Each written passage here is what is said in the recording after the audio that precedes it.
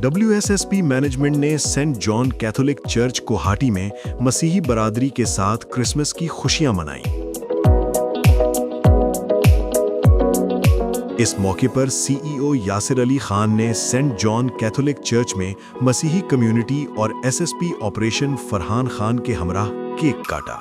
तकरीब के WSSP और कैपिटल सिटी पुलिस पेशावर हुक्काम ने भी शिरकत की। इस मौके पर चर्च में खुशी और भाईचारे का माहौल देखने में आया।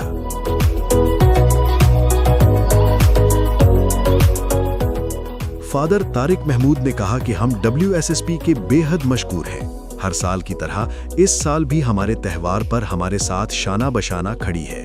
हम CEO यासिर अली खान और उनकी पूरी टीम का दिल से शुक्रिया अदा करते हैं। क्रिश्चियन कम्युनिटी ने WSSP की इस मुस्बत रिवायत को सराहते हुए कहा कि ऐसे इक़दामात बैनुल मज़ाहिब हमाहंगी और अमन के फ़रोग़ का बेहतरीन ज़रिया हैं। तकरीब में अमन, भाईचारे और यकजहती का पैगाम दिया गया और मुल्क व कौम की तरक्की के लिए दुआ मांगी गई।